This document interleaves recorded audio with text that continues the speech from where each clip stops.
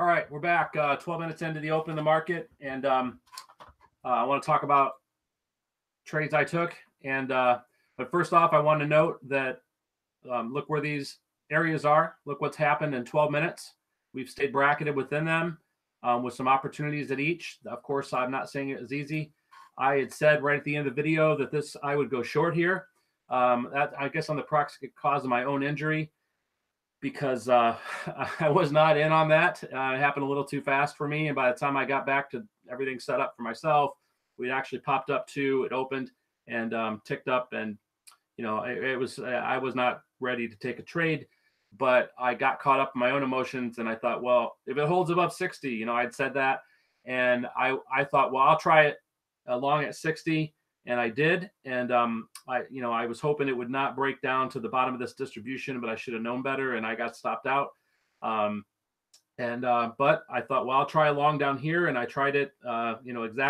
Exactness kills. I've said this before, and I tried it right on my edge at 57. I got hit, but not filled, and oh, that hurt. You know, that really hurt.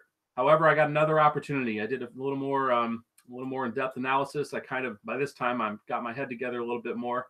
You know, it's like taking a cold shower, getting smacked in the face a little bit. All of a sudden you sober up. And well, I don't mean sober up, but I mean, you wake up to what's going on. And I saw an opportunity here right at 57.50. And I actually got filled on a limit there and had a nice run for 2 points. I really was hoping it would come on up here, but I thought, no, you better be smart, man. It's gonna come back. I was looking at some other things I look at, and I thought, you know, get back in on another one on a retracement. However, and I did put an order in to get in just around well, I think it might have moved, but it might retrace before it goes. And it has retraced before it goes higher, because I really do believe we're going to come back up here. However, you know, I had it on there for a minute or two. I thought, nah, you know, and obviously, I'm glad I didn't, because it came all the way down here. So, you know, one loser, one winner. And, you know, I don't know what's going on exactly. It really was. I thought there's that option expiration stuff, because possibly I haven't looked. I haven't gone to look. Kind of need to treat every Friday like it's options expiration in a way. But this is towards the end of the month. Let me look at the calendar right quick. See. Yeah, this is the last Friday of January. So maybe I'm spot on with that. I should know that really a lot better, but you know, again, kind of trading in a vacuum these days, and I'm only one man. So anyway, that's what's gone on. But again, if you're interested in these areas, if you have Sierra chart, you're interested in these. I need a handful of people to be interested for me to make the commitment to do them every working day, and as best I can. Of course, life happens, but definitely would be not very expensive. And it would not necessarily be a live trading room. It's just going to be, you can get these on your chart. You can backward engineer them all you want. And that's fine. You know, I don't believe in, well, you know, I may learn better that, you know, I try to buy the truth and sell it not, you know, accept the fact that I've also got to give myself some credit and have some self-respect. So there you go. All right.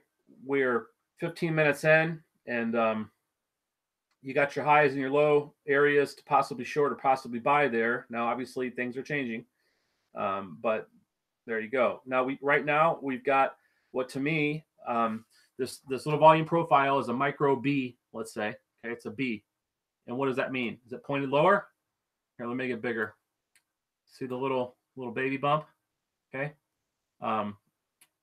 little B kind of fits in, kind of backfilling this little area here. Don't know what'll happen. Obviously, I got to quit saying that because that goes without saying. But we've had we've got a poor high with the overnight. Okay, important to consider that.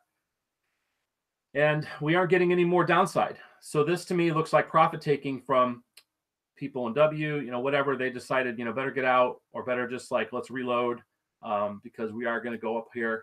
Here they go now. Looks like there you go. I'm not in on it, but you know, I need to reset myself. And we had an open drive down, so you know that's a bit of a bearish thing. So now you're kind of going in the face of that. It's, you know, there's so many you get so much cognitive dissonance. So here's our 60 level, which is seemed to be somewhat important. To be honest, that's a phrase I don't like to use. I like to be honest all the time. Actually, I don't remember why I put that out there.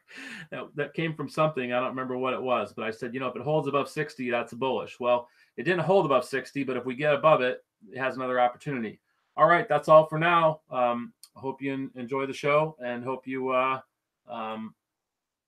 at least like it and hopefully comment. Let me know whether you would be interested in something like this, to kind of, take me a long time to get here, but I think I get some pretty good ideas of what, it like clears it up a little bit more, that's all. Nothing wrong with that, it just clears it up a little bit more. It's not exact science, if I could tell you, oh yes, the high for the first 20 minutes will be 40 or 61.75, and the low will be, for a while it'll be 57, and then it'll be 56.50. No, man, I'm not Karnak.